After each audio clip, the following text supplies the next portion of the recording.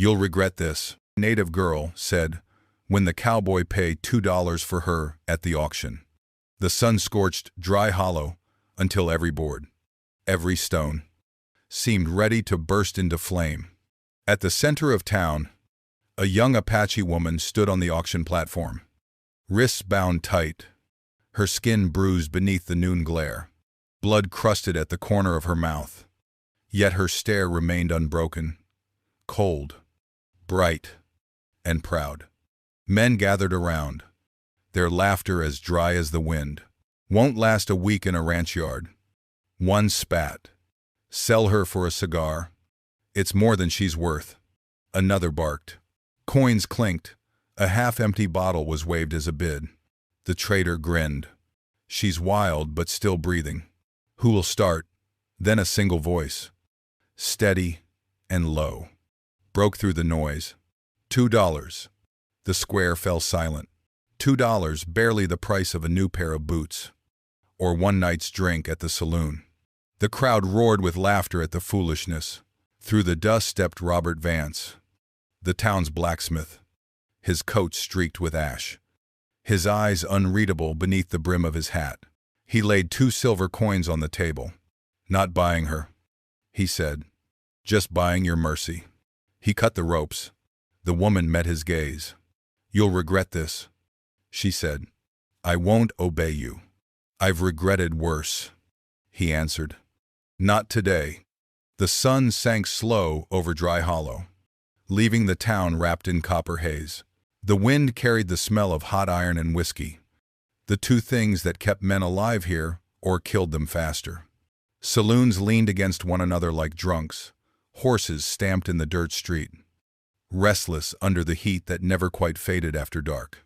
At the far edge of town stood a squat building of stone and soot, Vance's forge. The clang of hammer and anvil had once been the heartbeat of Dry Hollow, but lately it came less often. Robert Vance, the blacksmith, lived alone behind that forge, a man of few words and fewer friends. He was broad-shouldered, with hands burnt and scarred from years of ironwork.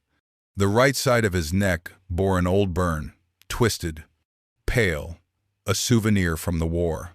He never spoke of it. People said he'd once been a soldier, maybe even a sergeant under Silas Dinsley, before the army disbanded and men scattered like ash. Now Dinsley ran wagons and trade goods. He called them, though everyone knew half of what he sold, breathed, and bled. That afternoon, when Robert paid $2 silver for the Apache girl, folks in Dry Hollow couldn't stop laughing. "The fool paid for trouble," they said at the saloon. "She'll cut his throat by dawn." But Robert didn't hear them. Or maybe he did, and chose to let the noise pass like wind through tin. The girl sat outside his forge now, wrapped in a blanket he'd left by the door. Her name Conti he learned only because she muttered it once, half asleep, as if reminding herself who she was. Her wrists were raw from the ropes. The marks would scar. He brought her a tin cup of water, said nothing, and went back to the forge. Inside, the place smelled of coal smoke, oil, and metal. The fire's orange glow painted his face with a tired light. Every strike of the hammer was measured. Like penance, he didn't look at her, not until she spoke. "Why did you do it?" He kept working. "Because someone had to." She gave a dry laugh, one that held no mirth. "You think $2 buys back what they took?"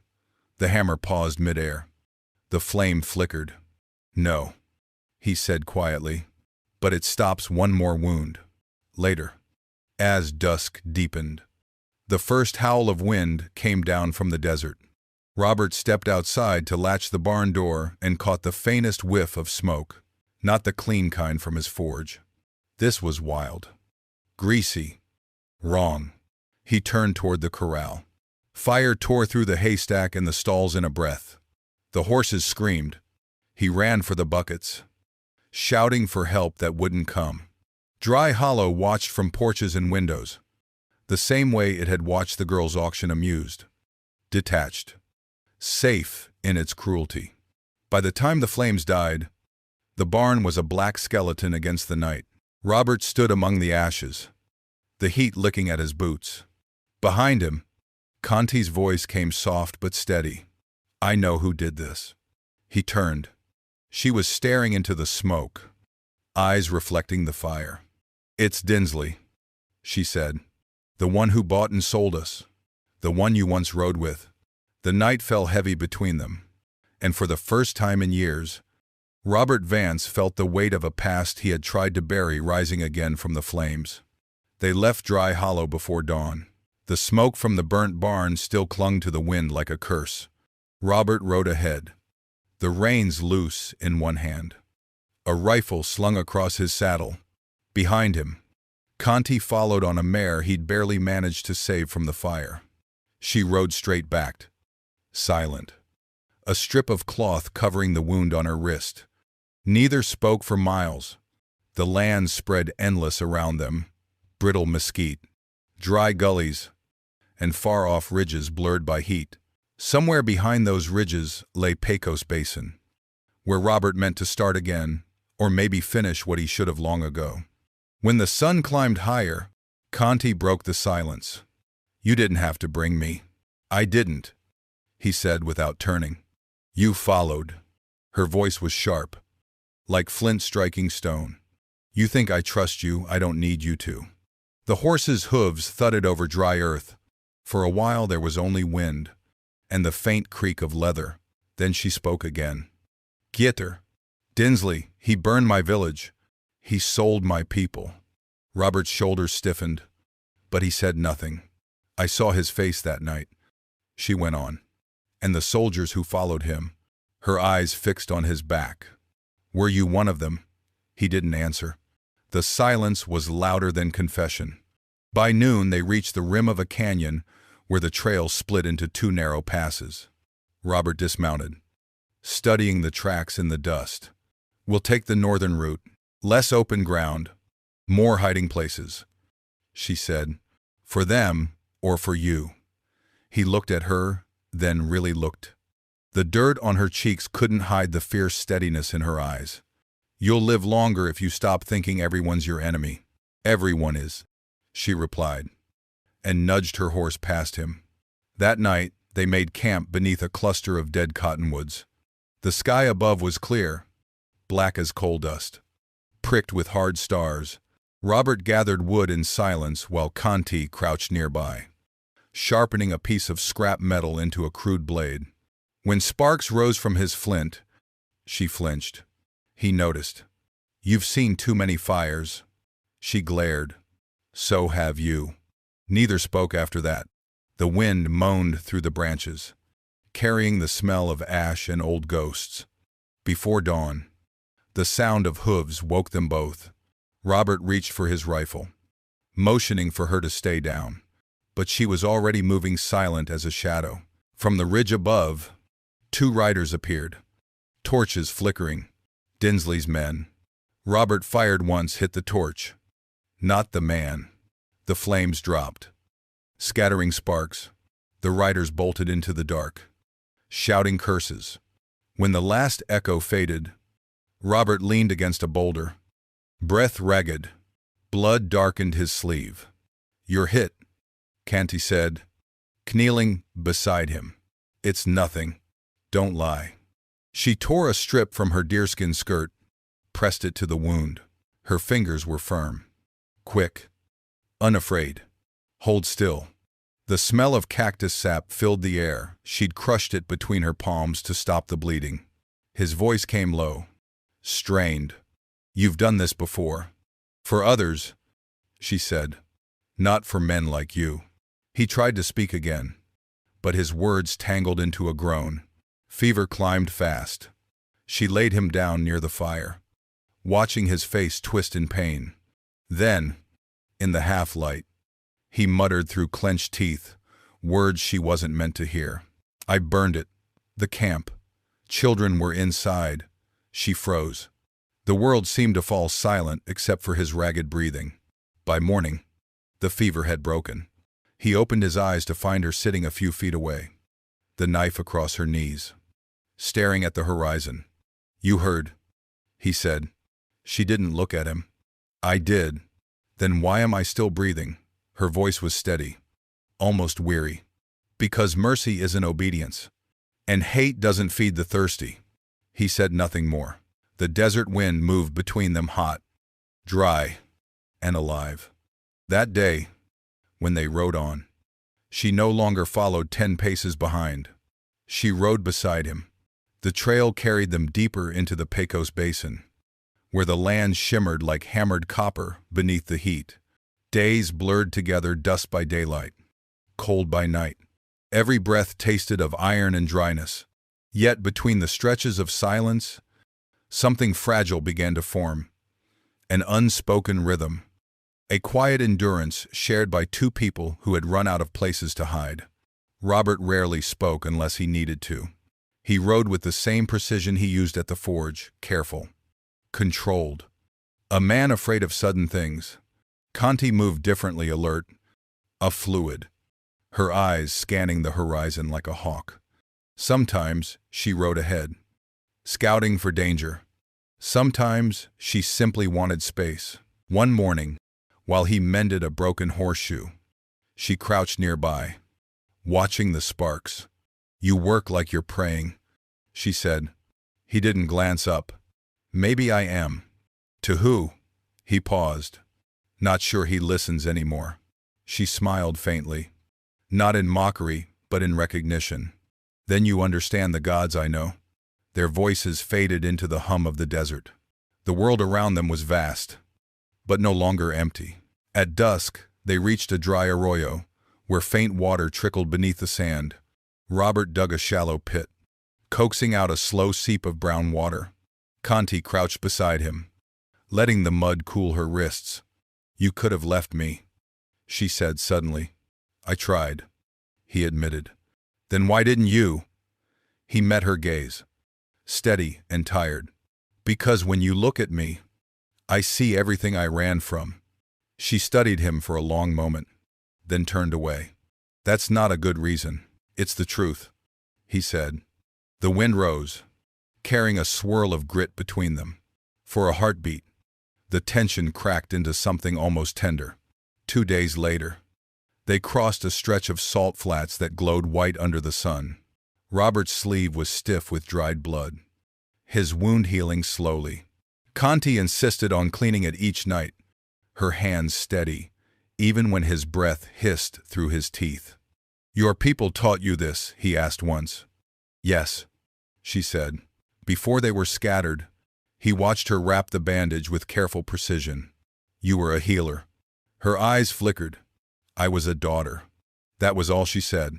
But in the way her fingers lingered at the knot, he could almost feel the ghost of a childhood stolen too soon. By the 4th night, they reached the foothills of Davis Mountains. The air was cooler here, the rocks turning black and jagged under the moonlight. Robert slowed his horse as they approached the broken ruins of an old military outpost. The crumbled walls and rusted gate still bore the insignia of the regiment he'd once served under. He stopped, staring at the collapsed barracks. "I knew this place." Conti's voice was low. "The men who burned my village wore that same mark." He said nothing, only dismounted and walked to the base of a shattered flagpole. His hand brushed the iron ring still dangling from the rope. The sound it made was hollow, like the echo of a past that refused to die. She watched him for a long while, then asked, "Why did you follow orders like that?" He didn't turn. "Because I was too young to know what cowardice looked like. And now I know it by name." Their eyes met across the ruins, heavy with truths neither could soften. They made camp in a narrow ravine, sheltered from the wind. The firelight flickered over their faces, one weathered, one scarred by survival. Robert sat sharpening his old knife. Conti sat near the edge of the firelight, weaving thin strips of yucca into a cord. "Do you ever sleep?" she asked. "When the fire burns low, that's when the dead come," she said. He looked up. "Then maybe they still need something from us." Her lips parted as if to speak, then closed again. The fire popped. A few minutes later, she reached into her satchel and drew out a small carved token, a piece of bone etched with a sun symbol. She turned it in her fingers before setting it beside him. My father made this, before they took me. Robert stared at the carving, then at her. Keep it. I don't need reminders, she said.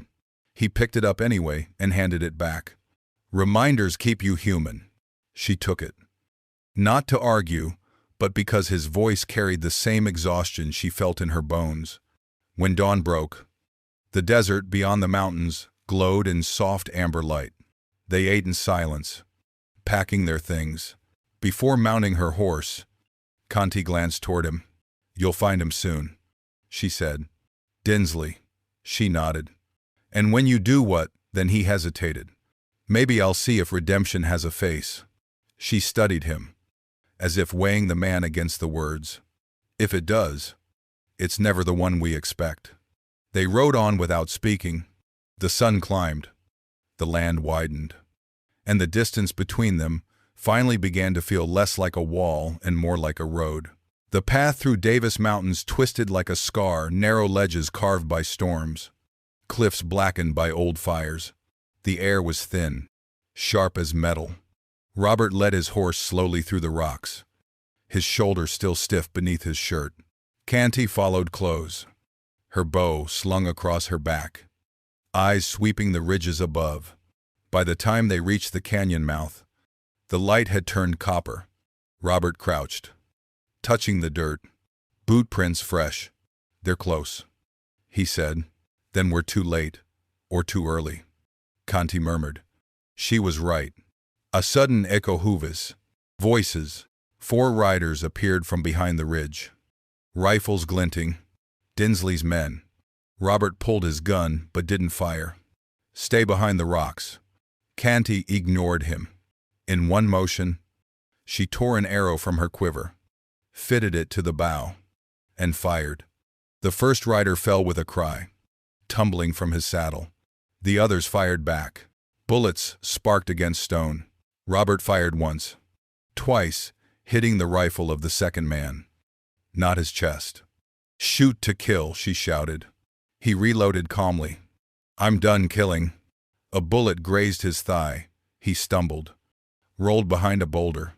Canty dropped beside him. Breath ragged. You'll die trying to be a saint. He looked at her, sweat running down his neck. Better that than die as what I was. They fought until the canyon fell silent again. The wind returned, howling through the pass. 3 men lay still. One crawled away, clutching his arm, disappearing into the brush. Robert leaned against the rock, breathing hard. His rifle trembled slightly in his hand. You could have finished them, Canty said, wiping dust from her face. He shook his head. You think blood answers blood. I thought so too, until the day I watched it dry. For a moment, anger flickered in her eyes. But beneath it was something else, a recognition of the same torment that lived in her. They dragged the bodies into the ravine, covered them with loose stone. When they returned to the trail, neither spoke for hours. The silence between them had changed. It wasn't distrust now, but something heavier, like mourning. By nightfall, they reached an abandoned trading post, half buried under sand. The wooden sign creaked in the wind. Letters nearly erased Harlan's supply. Robert pushed the door open. The hinges screamed. Inside, the shelves were bare, except for a few rusted cans and a broken lantern. He lit a small fire in the hearth. Conti moved through the shadows, searching. In a corner chest, she found a bundle wrapped in cloth. She unrolled it and froze. Inside lay a silver bracelet, tarnished but unmistakable, carved with the sun symbol of her clan.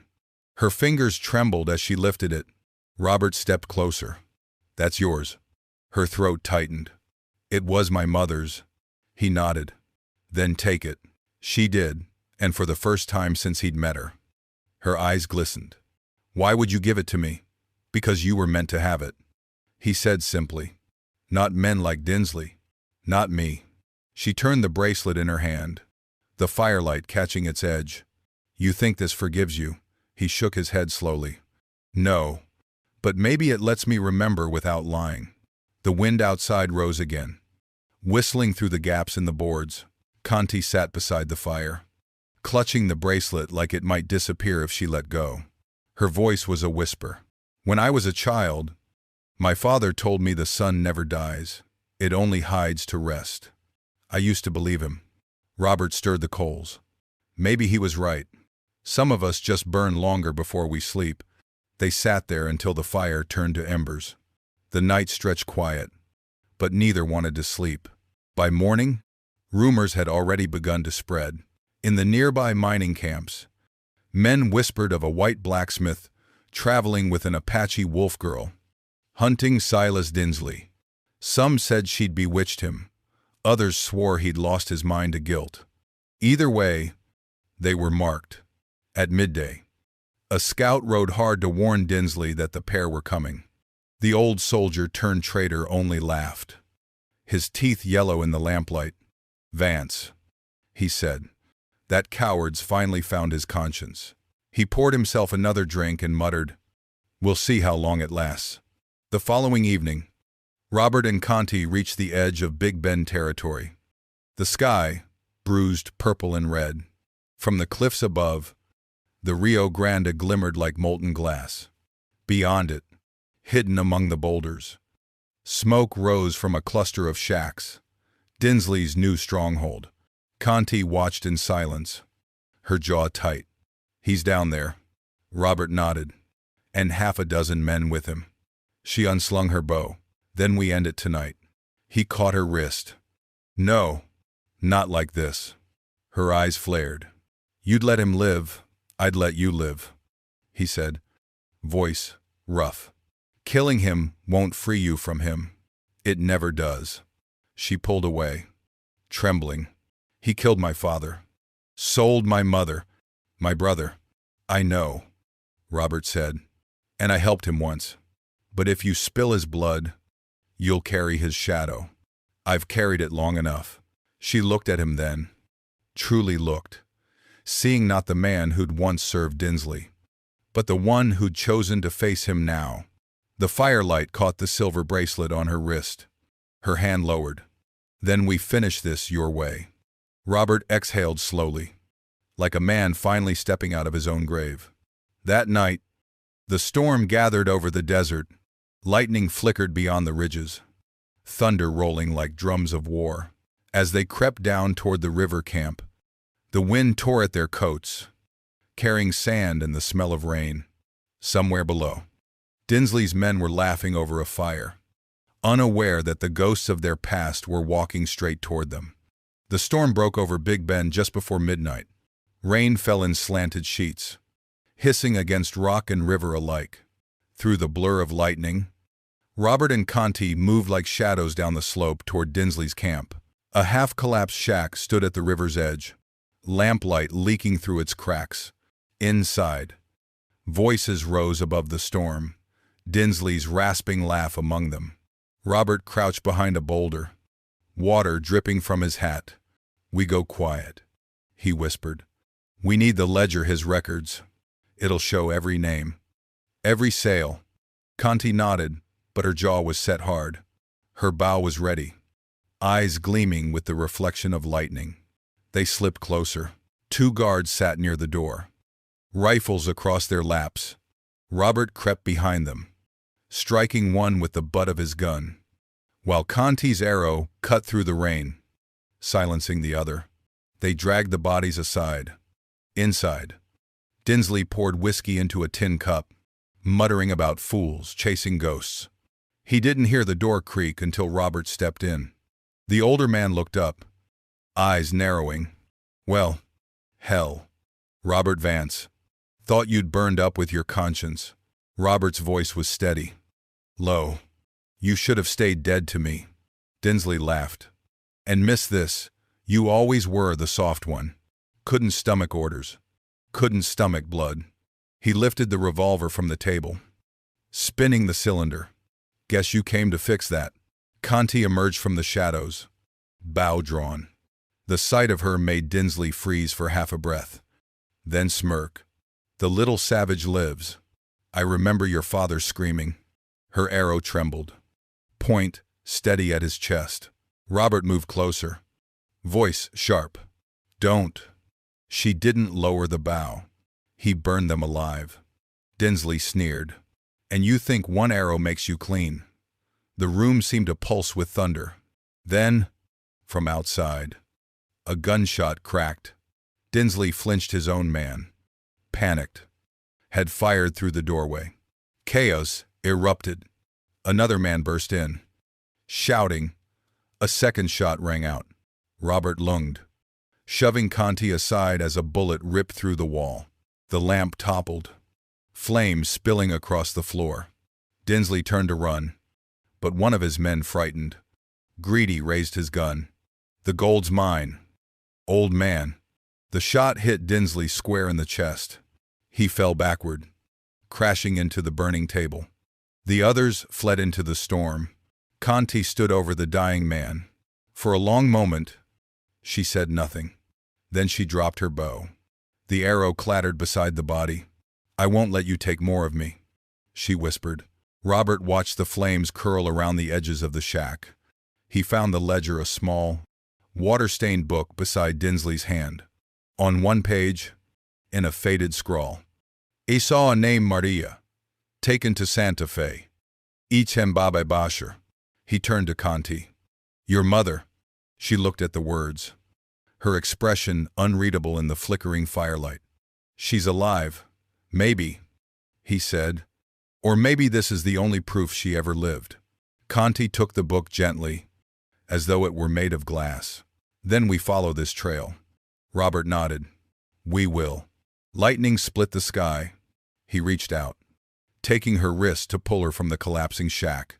For a moment their hands met, his scarred, hers steady, and they ran into the rain together as the roof caved in behind them. They didn't stop until the storm had spent itself. The Rio Grande roared below, swollen and silver under the breaking dawn. They sat beneath an overhang, soaked and shaking, the ledger resting between them. Robert's voice came rough with exhaustion. You could have killed him. I know. Why didn't you? She looked out at the river, the water catching the first light of morning. Because hate is easy, and I'm done being easy to understand. He exhaled, long and slow. You're stronger than I ever was. Conti turned toward him, her face calm, almost soft. No, you just finally stopped running. For the first time, he smiled, small, uncertain, but real. As the sun rose, the rain thinned to a mist. The world smelled clean again. They loaded their gear in silence. Before mounting her horse, Conti paused. What will you do now? She asked. Keep riding north, he said. You. She looked toward the mountains. Find what's left of my mother. He nodded. Then that's the same road. They rode out side by side, the wind at their backs, the smell of wet earth following them, a scent of endings, and of something just beginning. The road north wound through weeks of silence and sky. The desert slowly gave way to pine, to thin mountain air that smelled of rain and stone. The Mogollon Rim rose ahead, a land of whispering trees and lonely missions built by hands long gone. By the time they reached the valley, the season had turned. Wildflowers pressed through the cracks of old trails, and the rivers ran clear from melted snow. Conti rode slightly ahead now, her hair unbound, the silver bracelet flashing in the sunlight with every movement of her wrist. Robert followed behind, his beard untrimmed, his clothes mended more by her hands than his own. They spoke little. Yet each night by the fire, their silences said more than words. She had stopped flinching when the flames cracked. He had stopped waking in the dark, gasping from dreams of burning tents. The mission appeared one morning through a curtain of fog, a modest chapel of adobe and timber, its bell tower leaning to one side. An old woman tended the small garden beside it, humming to herself as she cut herbs. When Conti called out, the woman straightened slowly, turning her head. Her hair was silver white, her face lined but strong, and though one eye was clouded with blindness, The other fixed sharply on the girl approaching. For a heartbeat. Nothing moved. Then the woman dropped the shears and took a halting step forward. Conti. The name trembled out of her like a prayer forgotten too long. Conti stopped mid-path. The world seemed to sway, her throat too tight to speak. Then she nodded. Once. The woman's hands rose, weathered, shaking as they found Conti's face. She traced the lines of her daughter's cheeks, the curve of her jaw, and whispered, "They said none survived. But I knew the son does not die." Conti fell into her mother's arms, silent tears cutting paths through the dust on her skin. Robert turned away, giving them the privacy of grief too sacred to witness. Later, inside the chapel, Conti sat beside her mother while the older woman spoke softly of years lost, of being taken north by traders, sold to missionaries who gave her shelter but never let her leave. Her sight had faded, but her memory hadn't. "And your brother?" Conti asked. The old woman's lips trembled. "He was taken east. Texas, they said. A boy too young to fight, too wild to tame." Conti bowed her head. "Then he's still somewhere under the same sky." Her mother reached for her hand. "The land remembers what men forget. If he still breathes, the wind will carry him to you." Robert stood in the doorway, watching as dawn filtered through the stained glass, painting both women in red and gold. For a long time, he said nothing. Then he stepped forward, holding out a small object wrapped in cloth. "The ledger," he said. "It's yours now." Conti took it gently, her eyes flickering with gratitude. "You found what you came for," she said. "Forgiveness." He shook his head. "Not forgiveness. Just the courage to live without it." Her lips curved into a faint smile. "Then maybe that's what forgiveness really is." Days passed. Robert helped mend the mission's fence, repaired the bell frame, and forged new hinges for the chapel door. He found peace in the rhythm of hammer and fire again, this time not to erase the past, but to shape something after it. Conti spent her mornings in the hills, gathering herbs with her mother, her laughter rare and low echoing through the pines. In the evenings, she returned to the forge, sitting nearby as Robert worked. Sometimes they spoke, sometimes not. One night, she brought her small notebook, the same one she'd written in since they left Dry Hollow, and read aloud by lantern light. "Not everyone we seek still waits ahead, but the road is lighter when someone walks beside you." She closed the book, glancing toward him. "You taught me that." Robert smiled, faint lines deepening at the corners of his eyes. "Then I finally built something worth keeping." A week later, as they prepared to leave, Conti stood beside the river that ran behind the mission. The water shimmered with morning light, the same light that had once burned her world to ash. She dipped her hand into it, feeling its chill, its strength. When she turned, Robert was on the bank, hammering the final nail into a new horseshoe. Sparks flew, catching briefly in his beard before fading. She watched him a moment, then crossed the river stones toward him. "Do you remember what I said in Dry Hollow?" she asked. "That I'd regret buying you," he said with a crooked smile, "and that I'd never obey you." He looked up. "You haven't." She reached into her satchel, pulled out 2 silver coins tarnished, edges worn smooth, and set them on his anvil. "Then I'm paying you back." He frowned. "For what?" "For the fire you stopped, for the road you shared, for not asking me to be anything but myself." He touched 1 coin, then her hand. "You don't owe me." "I know," she said softly. "That's why it matters." The sky that evening burned the color of iron and blood. From the ridge above, the Davis Mountains glowed red in the dying sun, their peaks scarred but beautiful, like wounds that had learned to heal. Robert stood beside her, the scent of forged smoke and pine mixing in the air. She looked toward the horizon, her voice quiet. "When people see scars, they think of pain, but the land has them too, and it still breathes." He nodded, following her gaze. "Scars mean it lived." She turned to him, a rare, small smile ghosting across her lips. Then so do we. The sun slipped behind the mountains, leaving the sky streaked with fire. In its reflection on the river below, the world seemed to burn again, but this time, it was a gentle, cleansing flame, and for the first time since Dry Hollow, both of them let it burn.